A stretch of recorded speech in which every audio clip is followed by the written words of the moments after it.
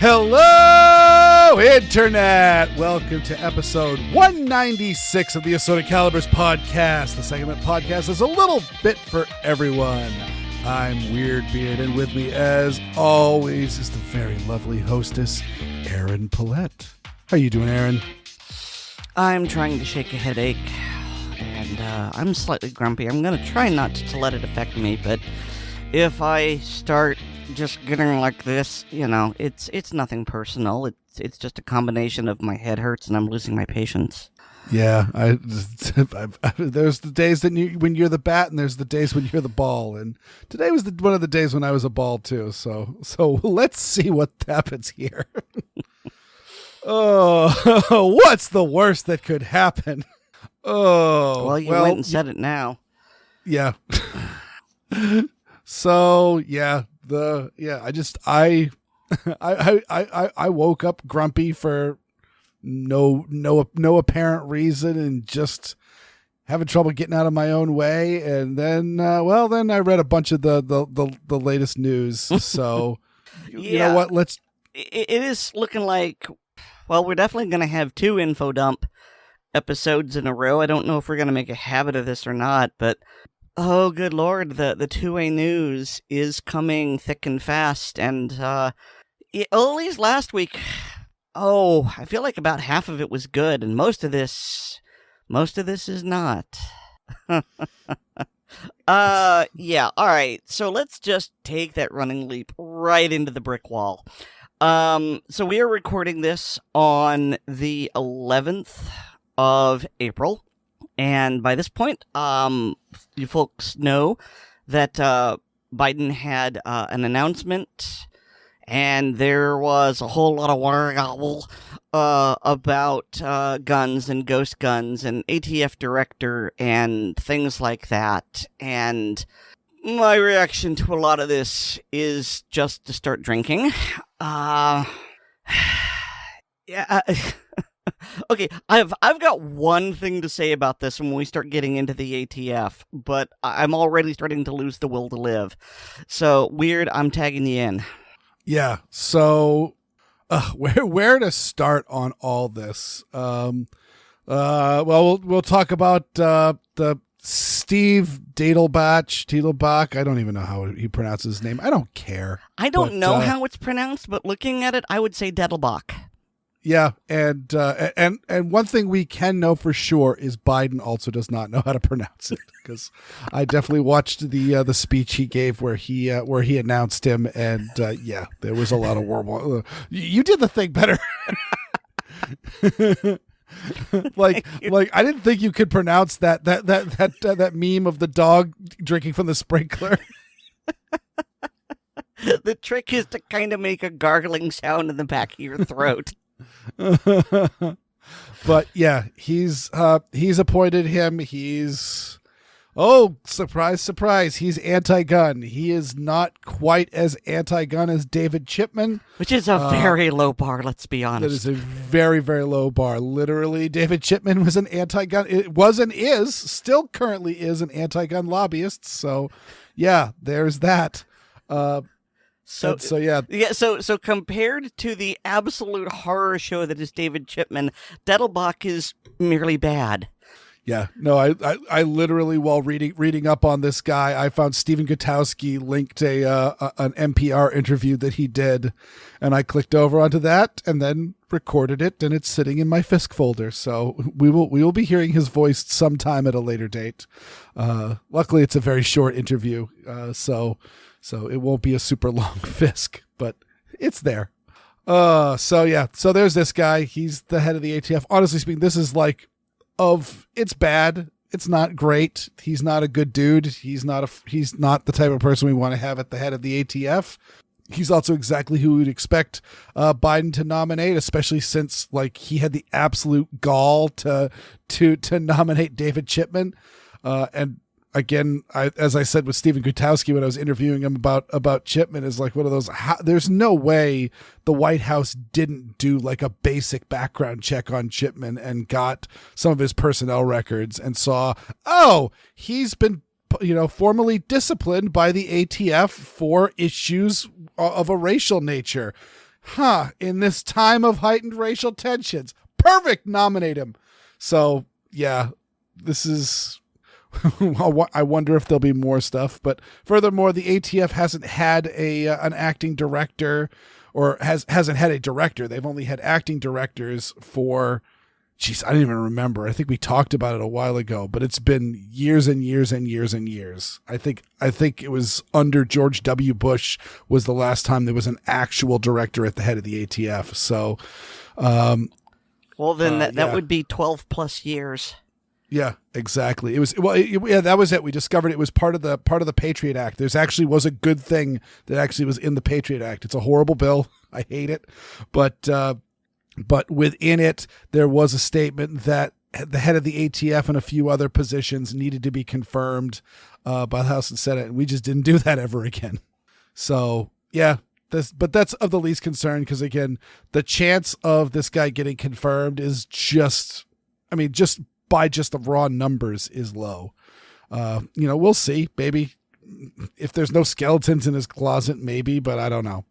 Yeah, there's that.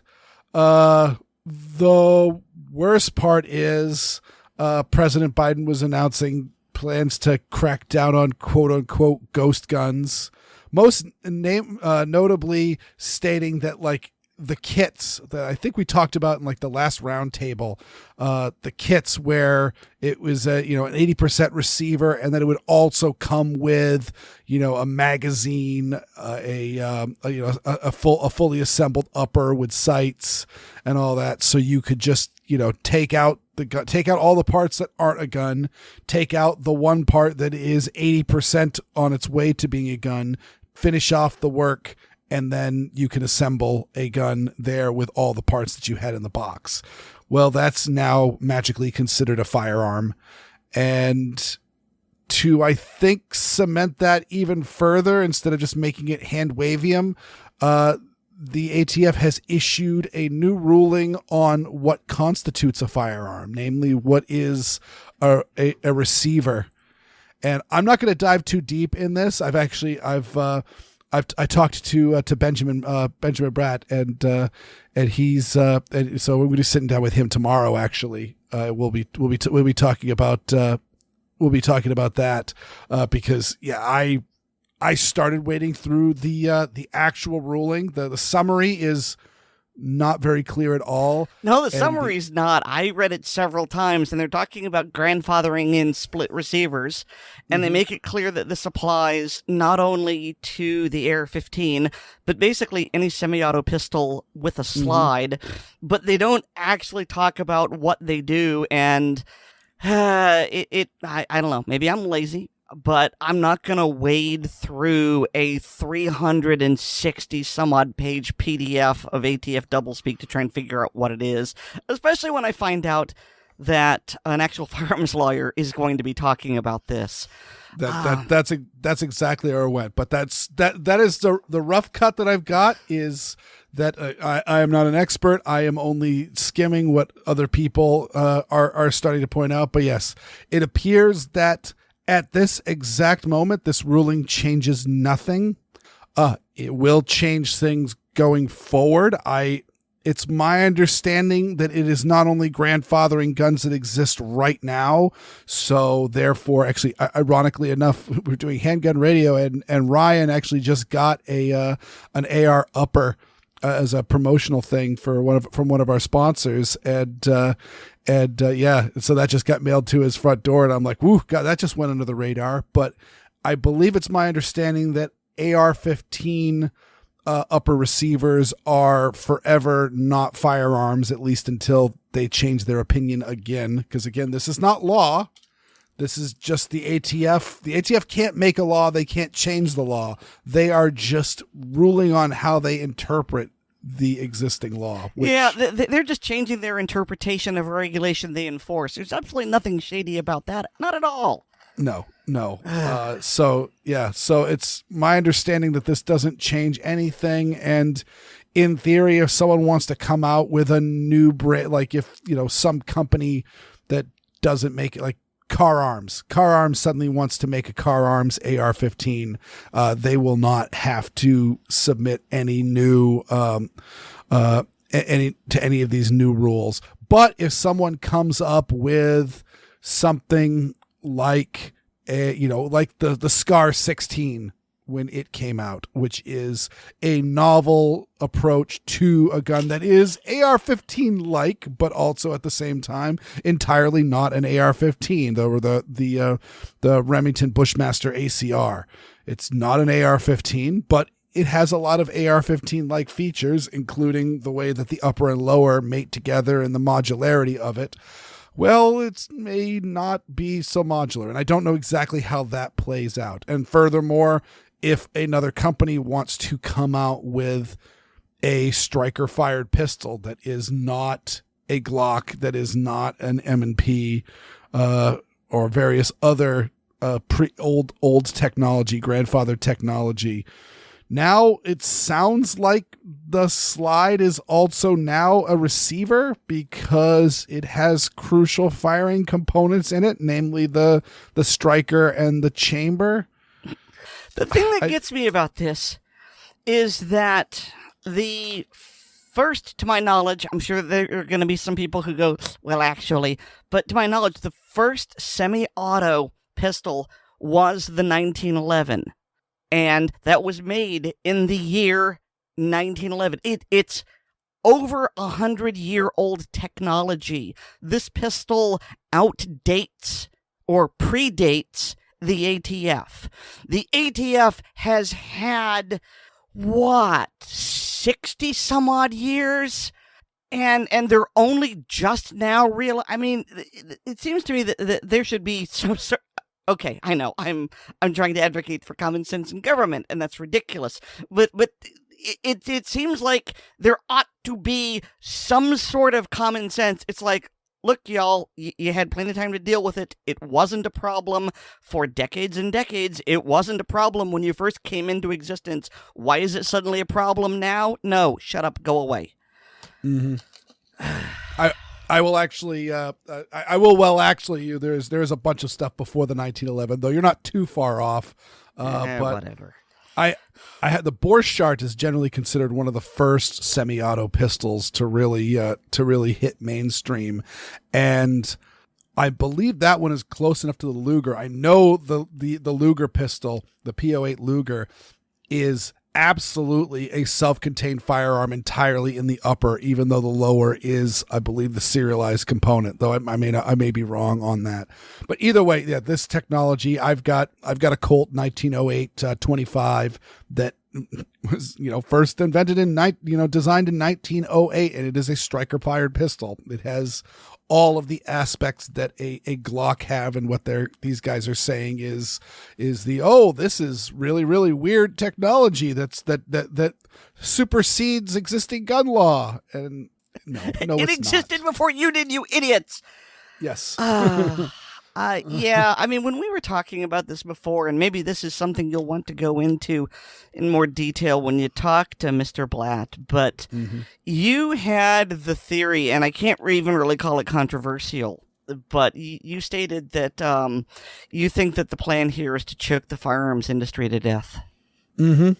Yeah, because essentially what this is doing, and again, that one of the big questions I have is wading through this huge document, I haven't really seen exactly what happens to a gun made after this date that is new technology, that is using a quote unquote split receiver, is what they're calling it. How is that handled?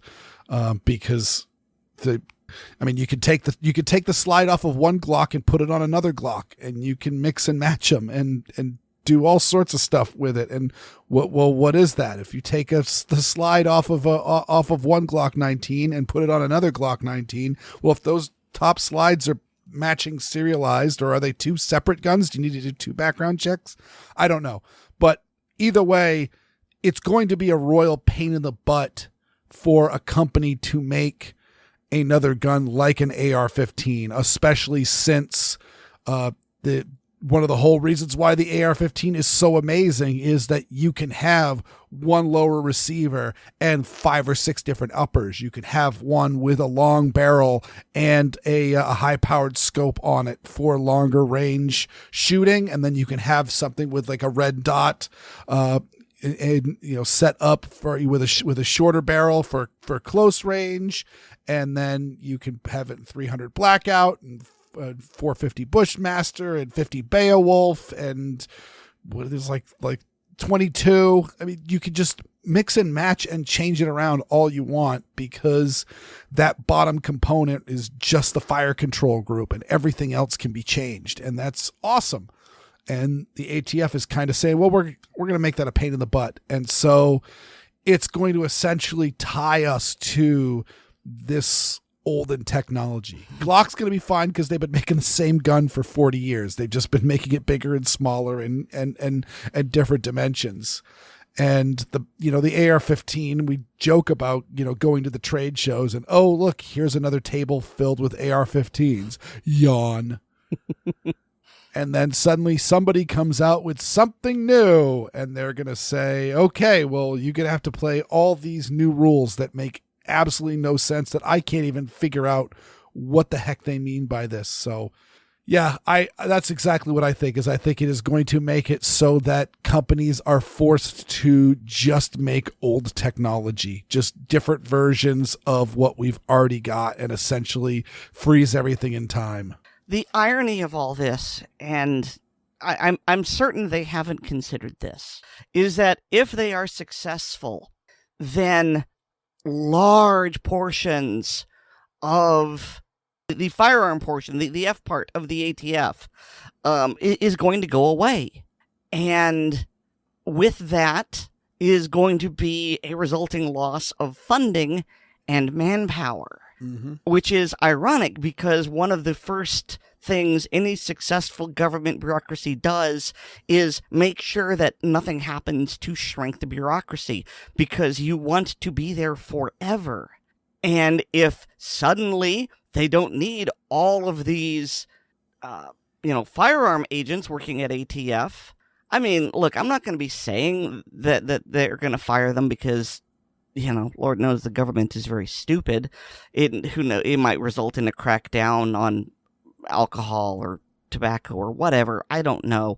But it just seems to me like this is a way to drastically shrink their budget if they get what they want.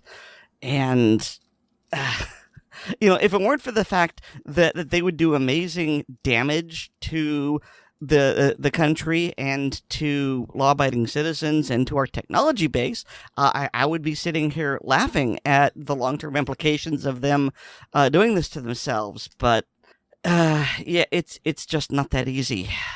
I'm just gonna shake my head and have another drink. Yeah, I don't blame you. So yeah, so moving forward, so that's there. We will be reporting that on a future reporting on that more on a future ACP, because we gotta get down to the bottom of what this actually means. And so let's move on to another story, which is, so we've got two stories which both have the same outcomes, and I have different feelings about both of them. One is that we talked about the death of Amir Locke. He was a man in was it Minneapolis?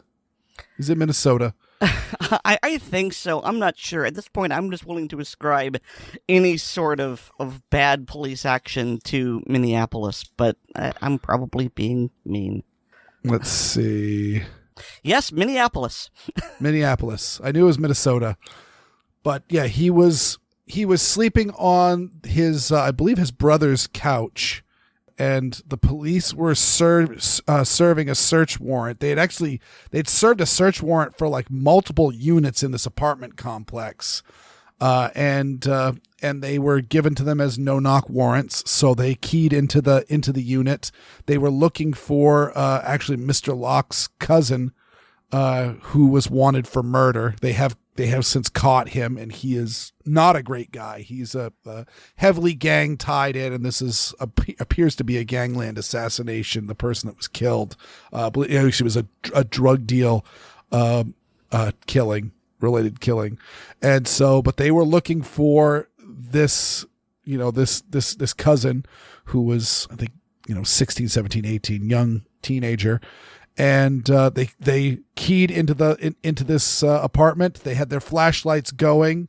They get in. They announce themselves, and Mr. Locke wakes up. He is startled, and he has on the ottoman beside him a pistol, and he grabs the pistol, and I don't think he even gets a chance to point it at them, and he is shot dead.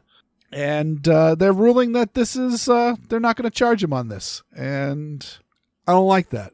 I don't like that at all. I think that is super bad, especially given some of the other instances where I think it was the same jurisdiction was the police officer who was conducting a traffic stop, and the guy sped away, started driving to evade. And evade them, and she pulls out her Glock and yells, "Taser, taser, taser," and shoots him in the stomach fatally. And she's in prison now over that. And I would note that there were officers actually in front of the car. And so I would say, from my judgment, it looks like it would actually be pretty justifiable for her to shoot him, since he was attacking fellow officers with a deadly weapon, namely a car. And I believe it was pointed out in court that they were aware that he was he had been convicted of weapons charges in the past. So I can see many a reason for why that case, why she would be justified in shooting him dead. But because she announced that she thought she was reaching for her taser at the time, she's I think it was manslaughter was what they gave her. I didn't really follow it all that much because it's a depressing case. Oh, but yep, they're no-billing that one.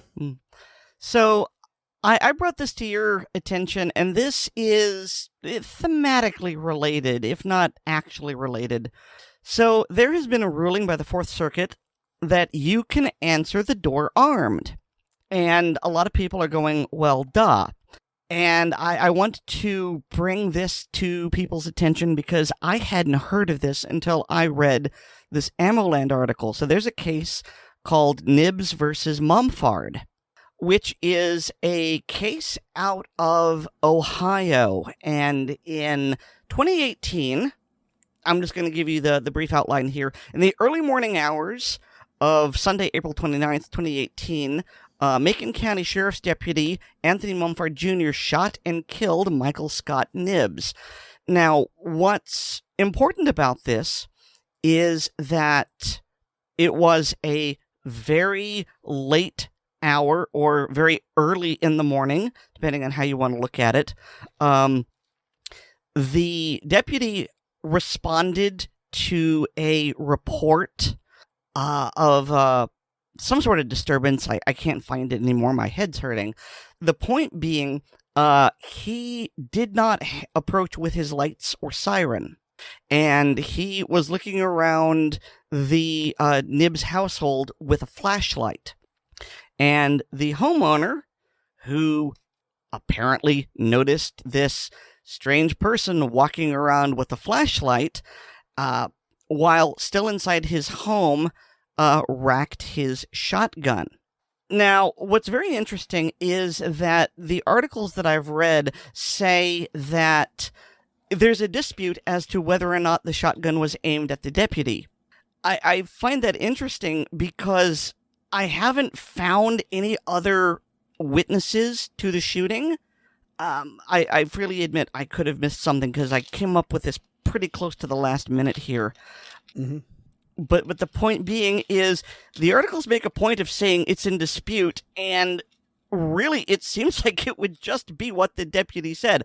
So I don't know what's going on. That's very strange. There's also the fact that charges against Deputy Mumford were dismissed by a district attorney who himself was dismissed, by which I mean he was removed from his position. He was fired for irregularities. So there's all sorts of weird, hinky stuff going on here.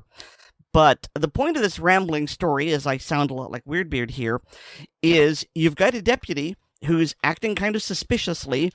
He doesn't have his lights and siren on. He hasn't previously identified himself as police.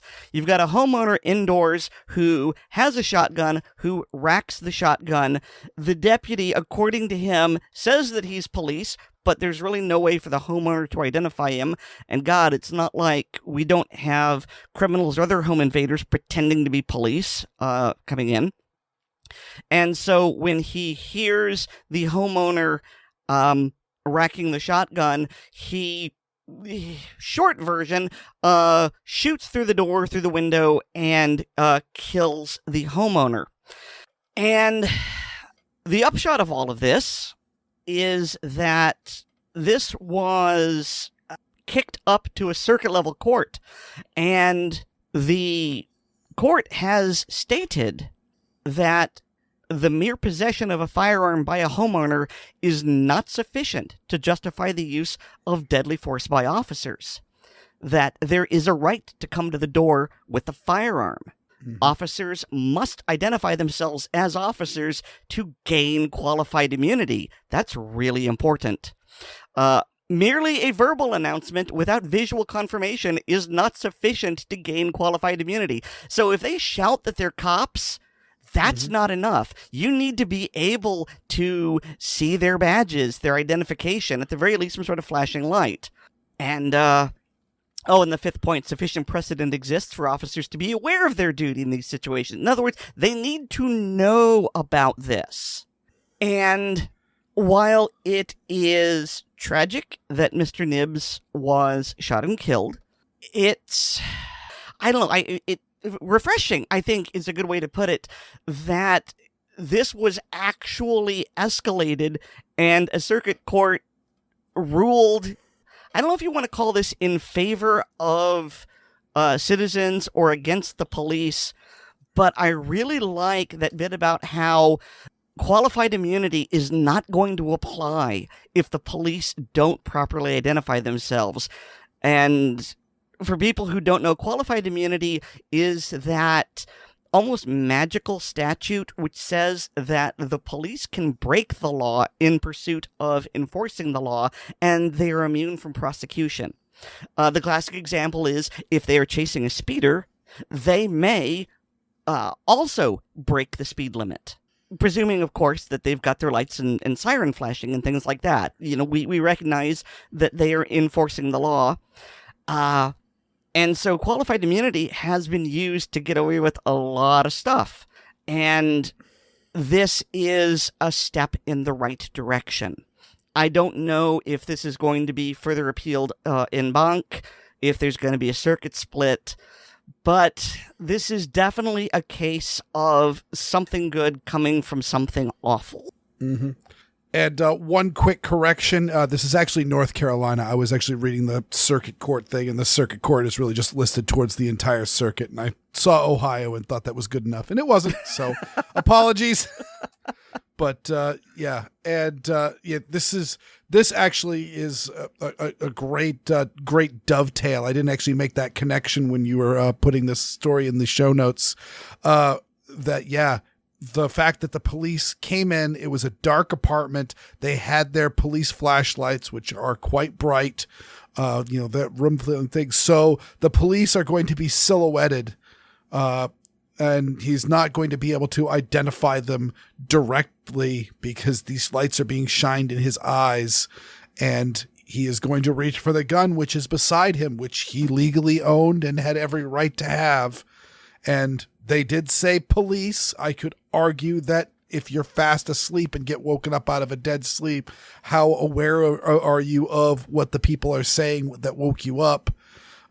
But yeah, he reached for his gun, and that seems like a dirty shoot.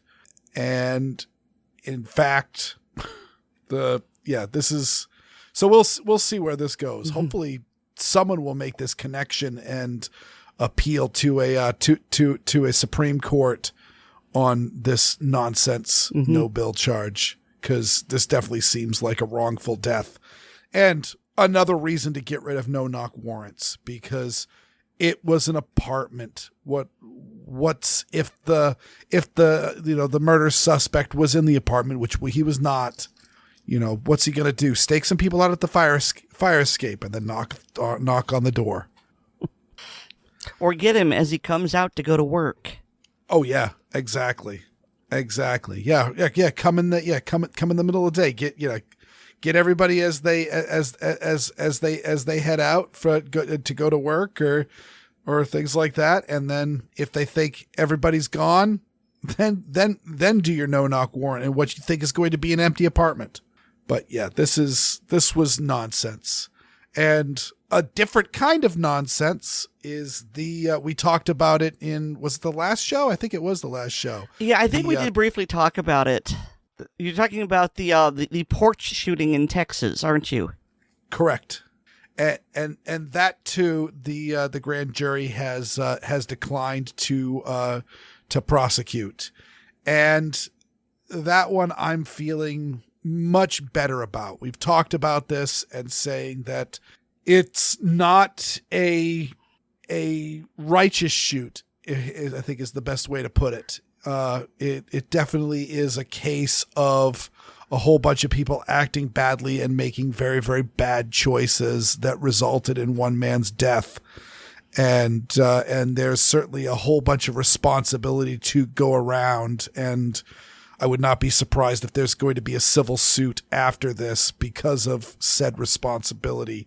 But I saw enough of the instances of uses of deadly force, enough boxes got checked off, in my opinion, that it is a marginally clean shoot. And so I am glad that he's not being prosecuted, because I think it would be a waste of public resources. And let's be honest, he shot the ex-husband of his current girlfriend, and who is the father of his girlfriend's children, who I believe witnessed their own father's death. That's going to turn his life inside out in no sorts of good ways, including also the trauma of taking another person's life. We saw what Kyle Rittenhouse went through for some much cleaner shoot, in my opinion. And I'm glad they're not doing it. I'm wondering if there's going to be, it was a Texas. So I believe Texas may be one of those states where the shooting was not ruled, it was, I don't know if it was ruled justified, as far as how the system works. If the grand jury declines to prosecute, if that's considered justifiable. But either way. Well, I'm not a lawyer, but I believe so. Okay, yeah, so he may actually be protected from lawsuits, because there are several states out there that state that if a shooting is deemed justified by law, you cannot be sued for the wrongful death of somebody in civil court. I mean, my reasoning here is that if the grand jury decides that a crime wasn't committed and therefore he doesn't need to be tried, then the word justified isn't used, but you would think that, well, you don't it's try by default. you don't try people for justified shootings, and you don't acquit people whose shootings aren't justified. Therefore, by default, it kind of has to be justified. And it's not like there's any reasonable doubt. We saw him shoot and kill him, and he's not denying that he shot and killed him. Yeah. Like, everybody knows who is dead and who took that person's life. It's just a question of, there are times when it is legal to take another human's life, and there's times when it is not. And this was in that gray area. Yeah, I don't know if I've said it here or not, but I have said before that by Texas standards, this did seem maybe barely, to be legal, but ethically, morally, it's all very fuzzy, because there are instances where both people made some bad choices. And so, the law may find them innocent. For those of you who believe in a higher power and eternal judgment, your deity of choice may disagree. And I'm not going to say that you're wrong. It's all very, very questionable here. Mm-hmm. But I grudgingly agree with the grand jury on this. Yeah, we should always be making it harder for a situation to escalate to deadly force, because it's just no good comes of it. Nobody ever says, "Oh my God, I was so happy to be in that justifiable shooting." They may say, "I was happy that I had my gun with me that day." They may have said that I'm glad I was able to defend my life and I'm alive today. But I've never heard anyone say, "Oh, best day of my life was when I killed somebody."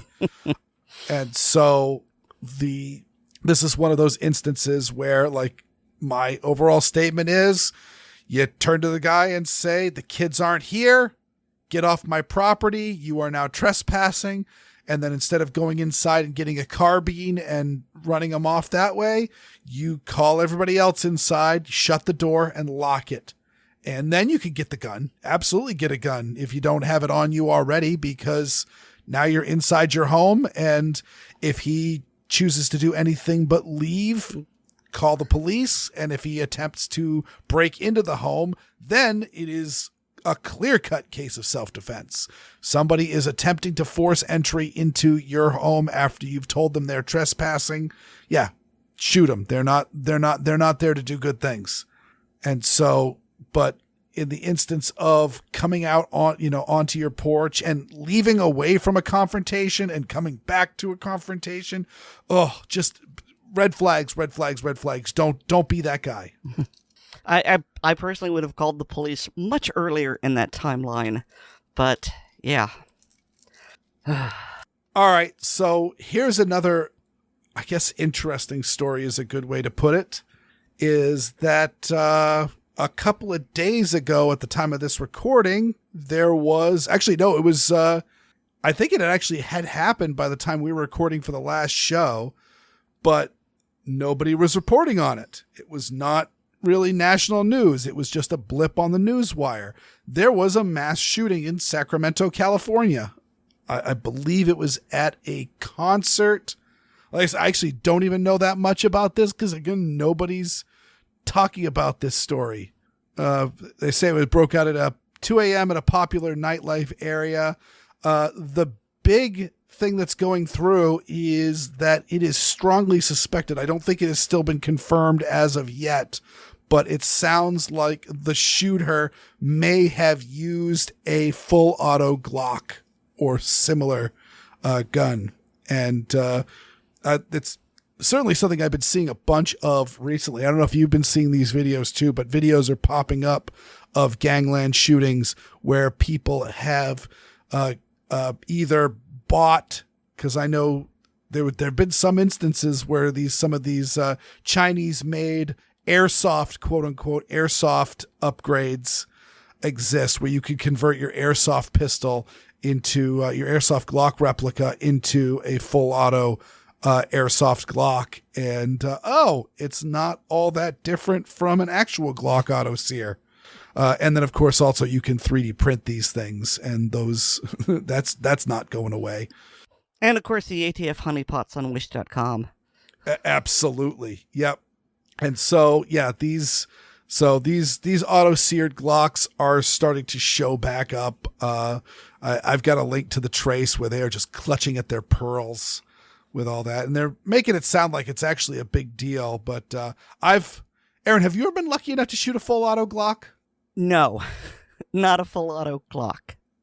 Yeah, I was one time hanging out with an SOT who had an auto sear for a Glock, but I can't remember exactly what was going on with it. But that's actually one of those things on my bucket list, that I'm not that much of a full auto guy, but I really, really do want to shoot one of these Glocks with the auto sear in them, of course, in a fully legal environment. But it pretty much needs to be done through an FFL that has a special occupancy tax. Everything I've ever heard about these things is, first up, the cyclic rate is like through the damn moon. And second up, since it is literally a handgun, that it is extremely uncontrollable. So if you have like a Glock 19 or a Glock 17 and you're not using one of the 33 round Glock magazines in it, it's pretty much one shot. You pull the trigger and the ammo's gone.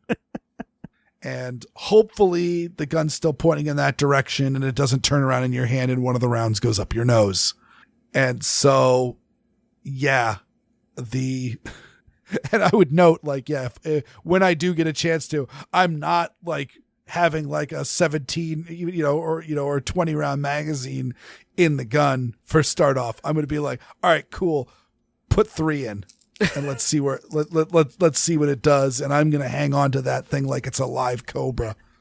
This might actually be a good time because, I mean, if you're SOT, you can do these things to put a forward grip on that bit under the barrel that usually has a light or a laser, because in that particular instance, that might help with control.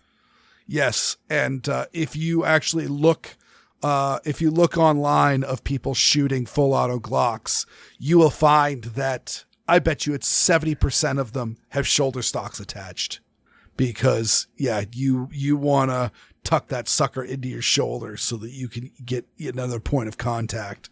This is a story that no one is talking about. And there's been, I think, 3 men arrested in suspicion of this, though the last I read on it, the charges were of weapons charges and not actually of murder and attempted murder, because there were 6 people killed and I think 12 people wounded. Like this was a fairly bad, 6 dead, 12 wounded, fairly bad mass shooting, but I know, at least one of the suspected shooters was actually wounded in this, which implies that this may have been a 2-way range, not your typical spree killing where it is just one person shooting a gun indiscriminately into people. This may have been a hit. This may have been a gangland attack. And that would explain why people are not talking about it very much. Certainly at least one, if not all of the members that have been arrested for the shooting here do have ties to various street gangs. And really, the reason I point this out to you is that mass shootings are 110% subjective when it comes to the media. You've heard me say 1,000,001 times on my Weer'd audio fisks when they say, "Oh, there's been 750,000 mass shootings this week." There hasn't. Because when you have an event like Parkland or Sandy Hook, we're still talking about Parkland and Sandy Hook, and that happened years ago. People talk about it. It becomes national news for days. And now you're going to suddenly tell me that there's also been another 30 or 40 mass shootings that have happened that you just don't even know anything about. No, that's not true. But also at the same time, if a mass shooting is not useful enough to be pushing gun control laws, maybe you don't see nearly as much. I've got links to The Trace, where they are pushing really, really hard about the prevalence of these new auto sears, of which I say God bless the gangbangers, because the sooner their gun is empty, the sooner they're not a threat to me. And if you're shooting a full auto Glock, good luck keeping that front sight on me. But this is just another one of those instances where you see the try that again. The politicization of I can't even say that word. It's good enough. You know the word. The news has become a political mouthpiece. And of course, this happened in California, which has really stringent gun control laws. It has magazine capacity laws. It is very difficult, almost impossible, I would say, in Sacramento, to get a concealed carry permit. Assuming this person is a felon, which is probably pretty likely. Felon in possession is illegal.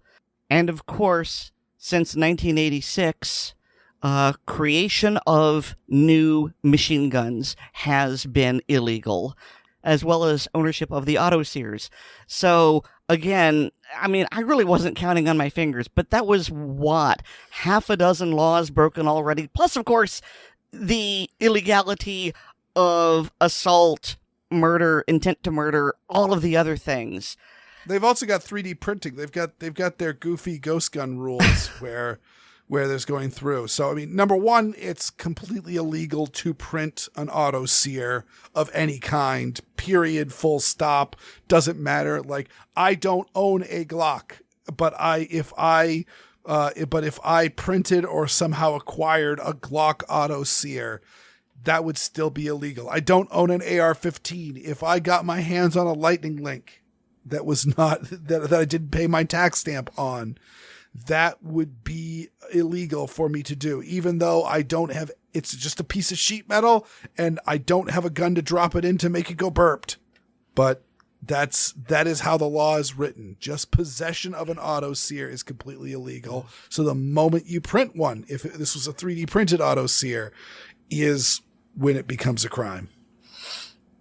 Yeah. So the point being, so much about this was illegal.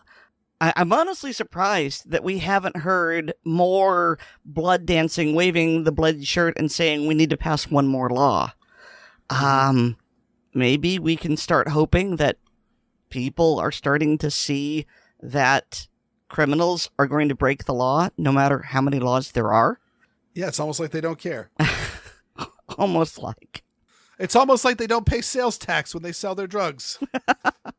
But, you know, let's lighten the mood a little bit. We're going to end here on a good note because there actually is a good law that's about to happen. We talked about it last week, and we thought it would happen by the time you heard it, and it didn't, but it looks like it's going to happen by the time you hear this. Weird. I hear you. This is like you're the third time you've tried to interrupt, so go ahead and say what you want to say. Oh, I'm excited. Brian Kemp, the governor of Georgia, is going to be signing the constitutional carry bill. And so I believe this is 26, isn't it? Or is this 25th? This will be the 25th. Okay, so this is officially half the country's countries. Oh, boy, it's been a day. Well, I mean, you were almost right. Half of the country's states. Yes, half the country's states. Yes, thank you, Aaron. That's not what I was trying to say, but you know what? I are smart. That's what I was trying to say. Yeah, half the country's states are now constitutional carry, and like a huge percentage of the country's landmass is constitutional carry. And so this is awesome. This is amazing.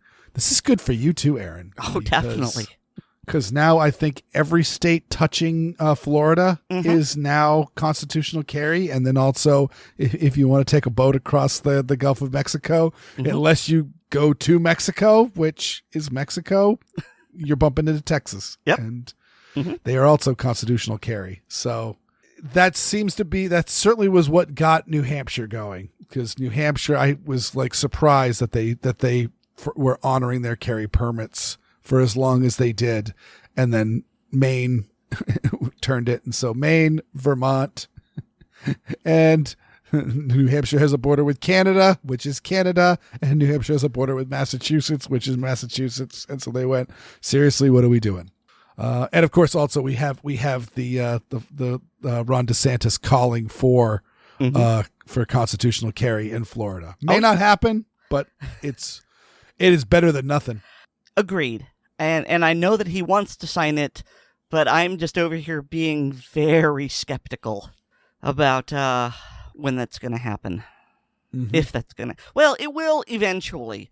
I believe I said that Florida will be the last southern state to pass it, and then I've heard from several people up in North Carolina, home of the pistol purchase permit, that wonderful artifact from Jim Crow era laws, saying, no, North Carolina is going to be the last, and okay, it feels kind of odd to be wrestling for last place, but there you go.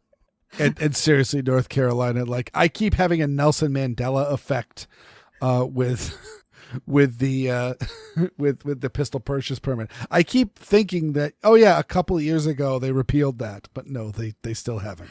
They tried to, but for whatever reason, it failed. Yeah, North Carolina, it's an embarrassment. So yeah, we'll we will see who the race is, but at the time that you're listening to this, it will be 25 states. Hopefully soon it'll be 26 because, geez, they're falling fast. I mean, it seems like every time we do a show, there's a new state that has constitutional carry. I like to point out that, number one, if you live in a state where it is a may issue state, you're in a weird state. Your state's full of a bunch of weirdos when it comes to gun control laws. That's one of those strange places. If you are, and now really, if you're in a state that requires you to have a carry permit to lawfully conceal a firearm, you're in one of the weird states, because now it's a whole bunch of states have all just said, yeah, we really don't need that. And, we've clearly been seeing, I've clearly been browsing the Trace. They've got a whole bunch of articles on how all these states that have gotten rid of their carry permits now are just, the streets are awash in blood. Oh wait, no, that's California. So, yeah, I'm not really sure which state will be next. About the one thing I do know is that it looked like Nebraska was going to be the next one, but apparently that one has stalled out for some reason.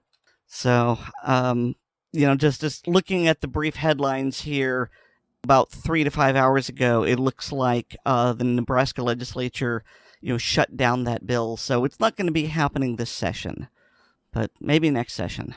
Oh, that's too bad.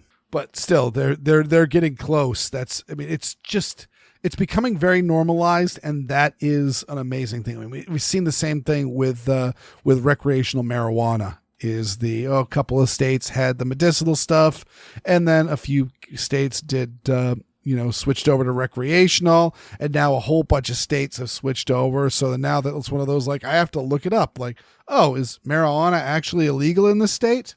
And hopefully at some point, I know the House has a bill out to take it off the DEA statutes, which I highly support, because not only would it now suddenly get rid of a lot of the stupid crap that's going on in the states that have decriminalized marijuana, such as allowing businesses to handle their money like any other business, and to get business loans and insurance and various other things. I can't remember all the different stuff that you can't do because marijuana is still illegal federally. So if you are selling marijuana, you are still, under the eyes of most interstate groups, a criminal.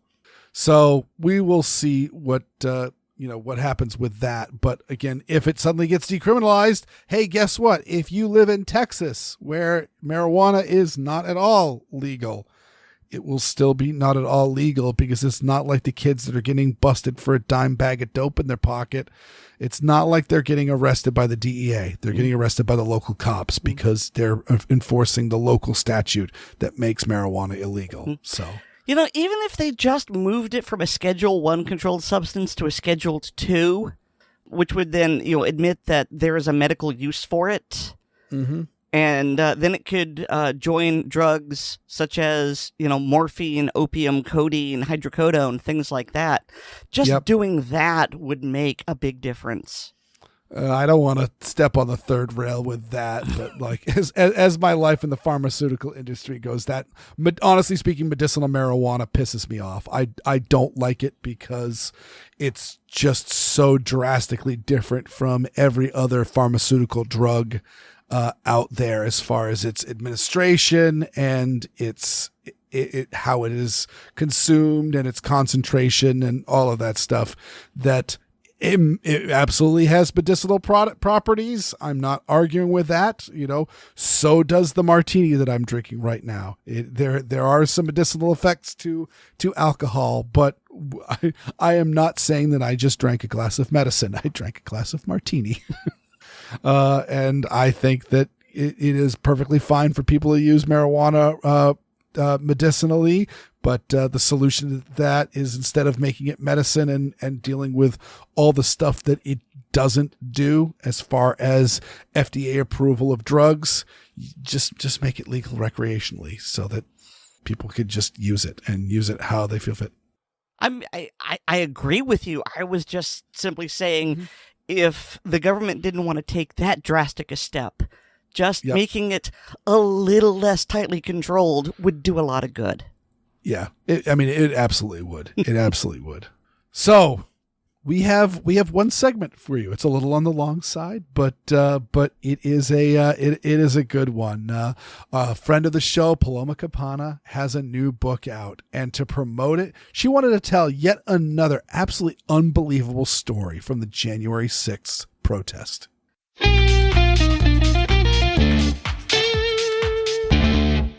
I am pleased to welcome back to the Assorted Calibers podcast, Paloma Capanna. Paloma, you should know her from her 2 a.m. Patriot website and blog and all the publications on that. And Paloma, you like to stump me. You asked me about Evan Neumann, and I unfortunately have not heard of that person, and I think you've told me that I'm not alone. No, you're not. I think that among the more than 800 charged defendants, Evan Neumann had evaded even my radar. Until just recently, he made the headlines as being the January 6th defendant who sought and received political asylum in Belarus. Now, does he sound familiar? I'm still at a loss at this story. I'm just amazed at the fact that, wow, what a poignant and topical location for him to flee to. Well, a little bit of a teaser as we go through some of his details. He's not American. Okay. So at least in terms of the notebooks and my ever expanding list of interesting defendants, he's not one who had made my radar, but he certainly goes into a category I suspect many of us had wondered about. So we asked this question, how many people who were there were FBI agents, were confidential informants to the FBI, were potentially plants, Antifa. You name it. There's kind of been this lineup of questions people are vocally asking. But have we really asked aloud, is Russia doing more than simply operating inside your computer with quote-unquote disinformation through social media platforms? So enter the scene Evan Neumann, age 49. A criminal complaint was filed against him by the DOJ on March 23 of 2021, with 6 counts ranging from obstruction to violent entry to disorderly obstruction of police function on Capitol grounds. It was initially filed under seal with judicial approval, and about 3 months later, the DOJ moved to unseal the criminal complaint, telling the court that Mr. Neumann was at large. Now, still, nobody in the media really picked up on it. Funnily enough, it wasn't until December 10 of 2021 that Mr. Neumann was indicted by a grand jury, and the counts went from 6 counts originally to now 14 criminal counts that he would be facing. But I'm going to say that he was indicted in absentia because Mr. Neumann had already left the United States months prior. So prior to the original complaint being filed, check this out.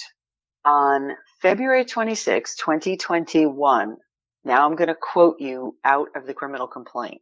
Members of the FBI's Special Surveillance Group saw Neumann leaving his home in Mill Valley, California, and followed him to the international terminal at San Francisco International Airport, where they interviewed him. So there's a couple things we need to look at there. Number one, did we know that the FBI had a special surveillance group?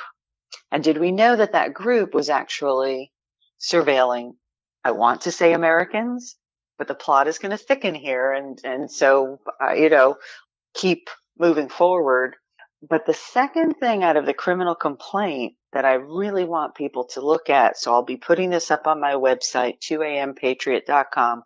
On page 14 of the criminal complaint, there is a map of the U.S. Capitol that alleges it contains cell phone tracking of Mr. Neuman's movements inside the U.S. Capitol. This is a map that I have not seen in any other case. So for other defendants, like those who are alleged to be oath keepers, the allegations are your standard cell phone pinging, plus or minus this many feet. This person may have been standing outside on the east, west, north, south side of the Capitol building. It may have gone into the building. It may have left. Not in Mr. Neuman's case. In Mr. Neuman's case, they actually are saying it is a telephone number that is not an authorized number to be in the building. So this map looks much more like there's a tracking device by the U.S. federal government somehow on Mr. Neuman's person, whether in his phone or somehow otherwise, because it's a point-to-point from one end of the Capitol to the other, a whole multiplicity of dots. That really got me curious, but in the same complaint, what tipped the balance on curiosity? The FBI claimed Mr. Neumann attended the Ukrainian Orange Revolution in 2004 and 2005, and that he wore a scarf commemorating the Ukrainian Orange Revolution to the U.S. Capitol on January 6th. And now I think, what was the Orange Revolution in Ukraine? Well, drill down, because obviously right now as we're recording, it's March 30th. Putin and the Russian army has invaded Ukraine. Rewind backwards earlier than Putin invading Crimea to the Orange Revolution, where in early 2000s, the Ukrainian people were having their own sort of version of, our war of independence. They're saying government is corrupt. They're saying certain leaders need to be replaced. There's opposition parties. There's complaints somebody has been poisoned by the Russians. And the Orange Revolution, which went on for several days, was the people's uprising in the streets of protesting, wanting fair elections. So fast forward to January 6th, here now is Mr. Neumann wearing his Ukrainian Orange Revolution scarf at the U.S. Capitol. But something about that just didn't quite work for me. And in the criminal complaint, there was one sentence that commented from the FBI about Mr. Neumann's LinkedIn profile. So, being a good research hound, I decide, let me go take a look at this for myself. So I go to Mr. Neumann's LinkedIn profile and I start clicking around things, and I'm saying, wait, I don't see any listing here that he is saying he participated in the Orange Revolution, or that he supported it, or that he is Ukrainian. So I'm clicking to expand, and I'm clicking, you know me, I'll push all the different buttons trying to find things. Deep in Mr. Neumann's profile. Okay, here are the words Kyiv, Ukraine, except that it's Kiev. So it's not the modern Ukrainian spelling, it's the traditional Russian spelling. And it says that he was the co-founder in 1994 of Global Matchmaking, an international dating service that specialized in matching California men with Ukrainian women using the internet for real-time and low-cost correspondence. Okay. I don't see the media covering this. So when we joke about mail-order brides, okay, meet Evan Neumann. Well, I was actually waiting for the other shoe to drop with you, Paloma, because like I said, all of these reports that you give me, you surprise me because these are people I haven't heard of. and the media is not covering, and then you give me something that sounds like the plot of a Robert Ludlum novel, and you are not disappointing me. So my mind immediately went to Eric Swalwell and his Chinese girlfriend, quotation marks, Fang Fang, who happened to be a spy for the Chinese government. And you're telling me about this guy that's shady and skipping around and involved in all these revolutions, and you're saying he's running a dating website. It could be that he's just helping get Ukrainian women, connected to well-to-do Americans. Sure. No problem with that. Sure. I've got no problem with that. They've got lovely women over there, and Californians have excess amounts of money. I don't see a problem with this. Well, but I guess I see a problem when you drill deeper into his background, and he also claims to be from Moscow. Mm-hmm. And his preceding job is described as a research and development company that attempts to pair a pulse detonation engine provided by a Russian Federation power company to a Tesla turbine, which we've researched, developed, and built freehand. And that is a Nikolai Tesla patent turbine, not an electric car. Yes, I would believe that would be correct. Yep. Yes. So who is Evan Neumann? Because Evan Neumann took off. Mm-hmm. Evan Neumann is not in jail. Evan Neumann is not even in the United States. Before the FBI and the DOJ managed to file their criminal complaint and get a judge to sign an arrest warrant for him in March 2021, Evan Neumann had already left the U.S. Like I said, February 26, 2021, members of the FBI's Special Surveillance Group interviewed him at a San Francisco airport. Well, he left. Neumann has now just shown up on Belarus state-sponsored TV saying he followed the advice of his lawyer and fled to Europe. He claims his route was Switzerland to Italy to Ukraine for 4 months until they started sniffing around after him to ask who he was in the Ukraine, mind you. And in August 2021, crossed the border into Belarus on foot to seek political asylum. He has now been given political asylum. And what the U.S. media decided it was going to cover was a very carefully worded Department of Justice press release only. So they didn't go into the indictment. They didn't go into the criminal complaint. They didn't chase down all the little clues and leads provided in these documents that there's a deeper story to cover here. They simply took the DOJ press release of Friday, December 10, 2021, which says this California man has been indicted on charges of assaulting a law enforcement officer during the January 6th Capitol breach. They don't point out that the court already has essentially dismissed the case because they haven't been able to arrest or produce a defendant, and no attorney has appeared in the case on his behalf. Wow. So that makes us breaking news. Yeah. Ukrainian dating service and Russian technology. And now seeking safe haven in Belarus, which, according to current events, has aligned itself with Russia in helping them move armor into Ukraine. So right.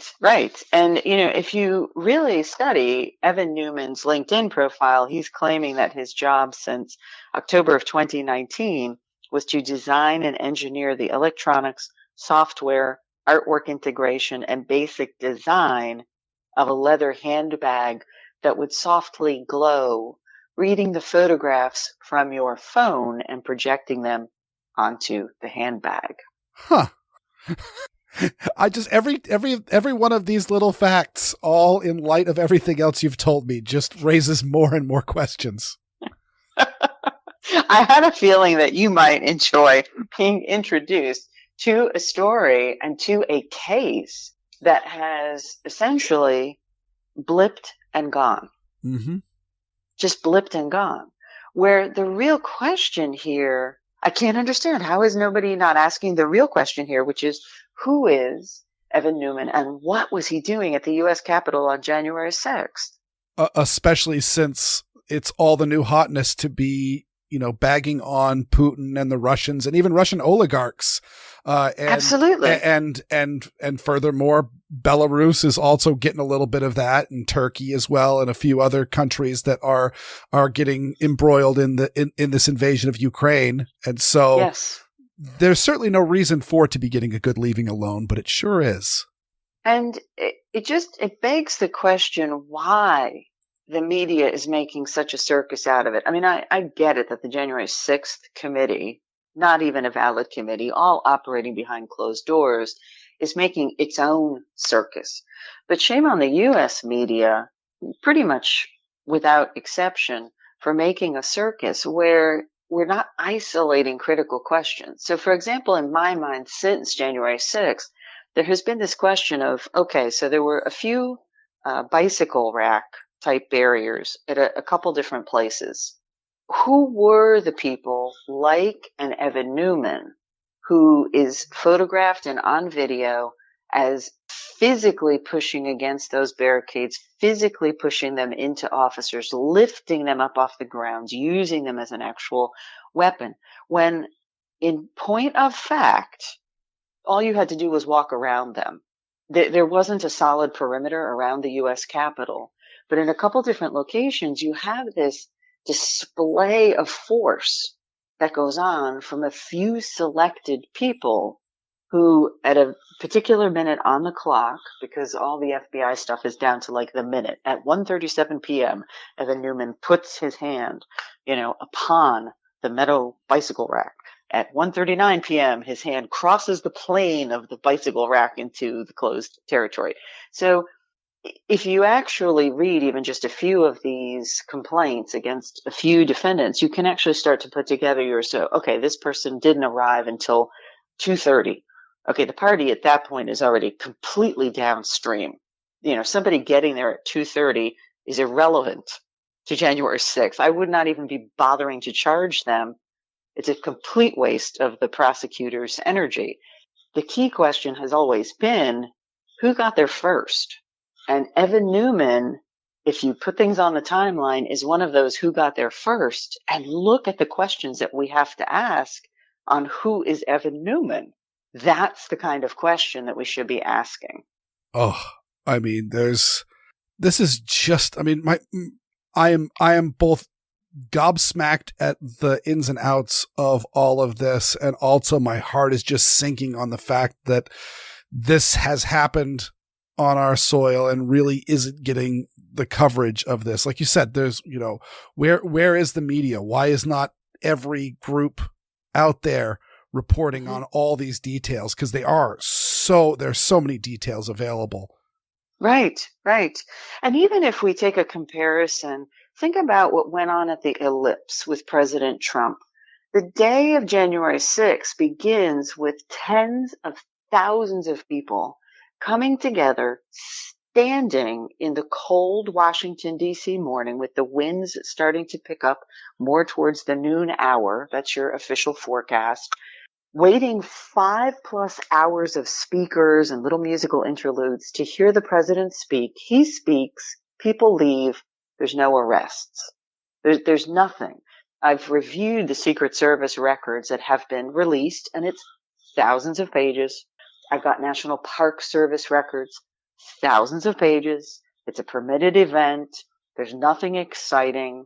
So you should be asking yourself, who are the agitators that showed up on the grounds of the United States Capitol before President Trump finished speaking? Mm-hmm. Key point in the timeline.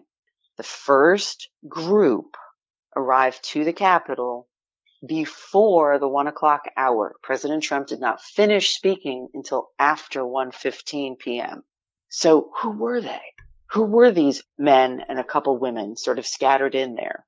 That, to me, is a relevant question. I would be interested to see the analytics on that, as opposed to this complete shotgun melee of let's just charge any single person that we can, even if it was Mr. and Mrs. America who did nothing more than set foot on the grass outside the U.S. Capitol 2 hours downstream of the doors being opened, and they see what's going on. They turn around and they leave, which is the story of probably about 20 to 25% of people who have been charged with felonies. Why are you bothering to charge them? How does that get to the bottom of anything? If we're saying we're curious about what happened January 6th, top on my list is, who is Evan Neumann? And where did he come from in the first place? And why did they let him slip the country? Spend months in countries with extradition treaties, and not so much, because I've been through everything available on PACER, everything available on the federal criminal court filing system for this man. They did not so much as make a motion. They did not lift a finger to have him extradited during the months that he was in Italy, Switzerland, and Ukraine. Why not? 14 criminal counts. Why not? LinkedIn in plain view. Hello, I'm from Moscow. Hello, I came through Ukraine. Hello, I'm one of the first persons to physically assault police officers on January 6th at the Capitol. And so, is there any hope for extradition or charging, or is Evan completely in the wind now?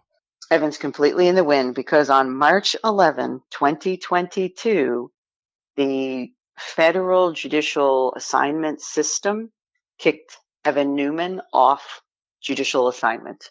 He's now nothing to the U.S. criminal system. Nothing. And so here we have valid questions, and he is now nothing. And how many defendants are still awaiting trial? Still awaiting trial, hundreds.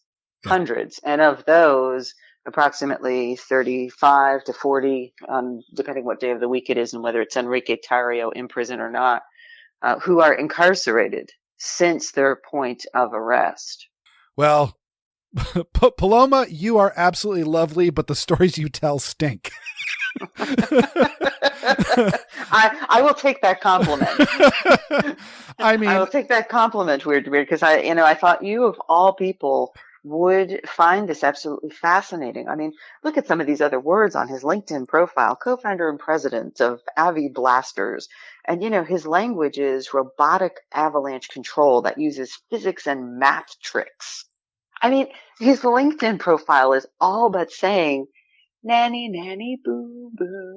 It's such a taunt. It's such a taunt. I can only think back to the half a dozen or so Robert Ludlum novels I have read, and just literally you're just very, very simple recounting of the facts. I mean, you're not even going into too many flowery narratives here, and yet you are absolutely sounding like so many of these just amazing spy novels that were written throughout the 90s.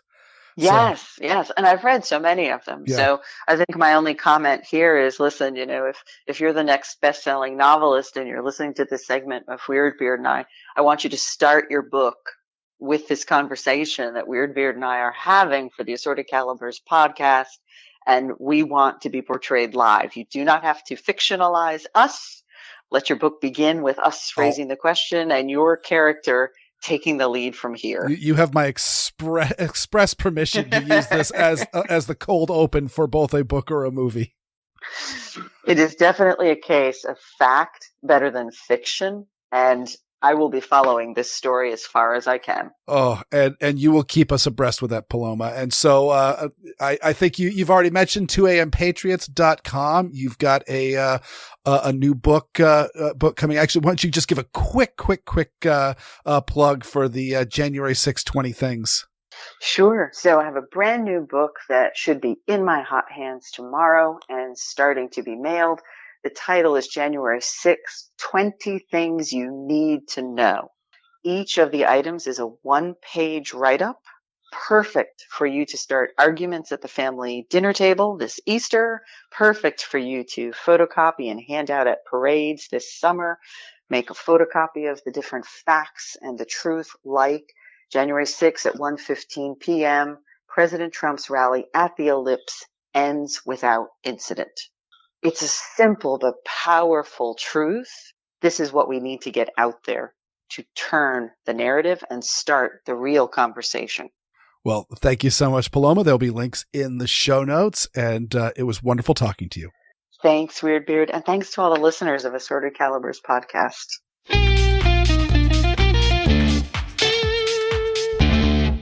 So I don't want to take away from the drama, I guess, of this story, because as you said, it is very gripping and it sounds like a Robert Ludlum novel, but I heard the name and I heard all these things, and I swear the only thing running through my head was Jerry Seinfeld going, "Hello, Neumann."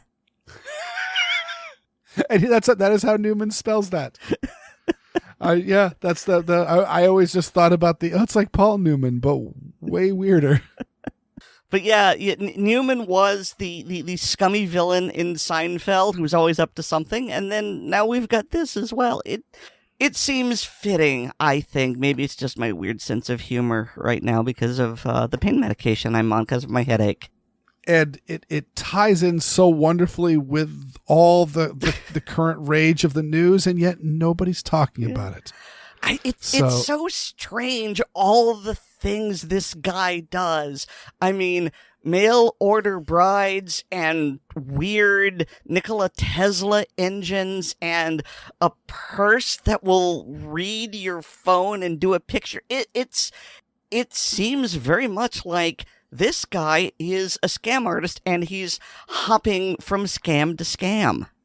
Mm-hmm. Or he's a state agent and he's just running a bunch of rackets. Again, I don't know if these are mail order brides. Obviously, there's a ton of mail order bride businesses, especially in Eastern Europe, where they are getting people out of there to find places that have far more money, freedom, and quality of life. But at the same time, also my mind immediately went to the various honeypot industries. I mean, you've got Hunter Biden's in the news. There's certainly been a lot of talk that some of the women that are in those very scandalous photos in his laptop may or may not have been state actors. And of course, I mentioned Duke Nukem, Eric Swalwell, and his Chinese spy girlfriend, quote unquote. She was paid to love him. Because that's the way you get people to love Eric Swalwell. Let's kick him a little bit. He's a jerk. Oh, but yeah. So I don't know. As I said to Paloma after we finished recording, I said, Paloma, if I hadn't known you as long as I have, I would peg you for an absolute crank, because these stories seem so absolutely unbelievable. Is one of those. How could there be a story this crazy that I have never heard of? You've never heard the name Evan Neumann before, have you? No, I have not. Yeah, he's a real dude. There's links in the show notes to a couple of stories about him, really just to prove that he exists, and this is an actual story that's gone through. And Paloma's not making this up, and I will say that I told Paloma also off the air that that under no circumstances she sent me her other book just as a gift, and I told her don't be sending me anymore. I'm going to be paying for these pamphlets with my own money, and I bought a whole bunch of them, and actually she threw an extra one in. She threw an extra one in because she screwed up the shipping. They came in 2 separate envelopes on the exact same day. So Paloma, it did nothing screwed up. It all came through just fine. And just for my for her mistake, she threw in an extra one. But I've got a whole bunch of one of which I'll give to my father, which will bother him so much. But I unfortunately haven't had a chance to they're super short. I haven't had a chance to leaf through it just yet to give a review on it, just because my evening has gone, ever since the mail showed up, my evening has gone completely rodeo. But I'll be talking more about them probably next week. But absolutely go to the show notes, or just type in 2 a.m. Patriot into your search engine. I prefer DuckDuckGo because of ducks, and because it doesn't spy on you or censor you like Google does. Yes, but I get an Android phone. It doesn't really matter. I just hope my Google spies are seeing all the stuff that's happening in the presence of that phone. Ha ha ha. So go check out Paloma's website where you can order a copy of her new book, and they're being sold for like $5 a whack. So I bought a bunch of them because I think I'll see if my local library wants one. And again, this is just they're like party favors. You can just give them on out to people who may be curious. Well, Weer'd. You know who isn't curious? Well, I mean, I suppose they are, but not in that way. I'm talking about our patrons, of course. I mean, they're curious in that they want to listen to us, but they aren't. This entire analogy is just falling apart. So I think I'm just gonna have you thank our patrons. How about that? Well, what you're saying is they're not bi-curious. They know. And what they know, whether they know that they are or they aren't, that's totally fine. We don't judge because we love you. We love each and every one of our listeners. Thank you so much for listening into this fine show, because what's the point of talking into a microphone if no one listens? But also a very special thanks to our extra beautiful and not at all bi-curious members on Patreon. Not that there's anything wrong with that, Weer'd. Yeah. I'm not saying there's anything wrong with being bi. I'm saying you don't need to be curious about it. Just dive in. Okay, we're going to stop doing this right now. That's the end of that analogy. If you want to become a Patreon patron, go to patreon.com/Assorted Calibers podcast to sign up, and you can get things like early release of the podcast. You can get this a couple of days early. Also, we have bonus content. We have the blooper reels, which are all the outtakes and various hilarities of this. I actually think most of the screw-ups that I did on this show all worked into the show, so I don't need to cut those out. But there's stuff before and after that is all going on that people love it. I get the most feedback for the blooper reels. We've got the ACB film tracks where we sit down and watch various movies and create commentary tracks for them. We're doing the Blade series. That's been a hell of a lot of fun. And we've got the ACP Mag Dump where it is an unscripted and uncensored bonus episode that we do once a month. Also, please remember to rate us on Apple Podcasts, subscribe to us on the platform of your choice, and share the show with your friends both online and off. I got a blog. It's called Weer'dWorlds.com, and I'm also on another podcast every week called Handgun Radio, and it's on the Firearms Radio Network. And you can find me in all the usual places. You know me by now. I don't need to tell you this. Aaron Paulette's a big deal. Nate Spencer does our music. He's also a big deal. Me, I'm all right. He wants to shoot a full auto Glock whatever, whereas I like to or whatever you want to call it is Assorted, and so is our podcast. I don't know anymore. Good night. Warby Gargle, everybody.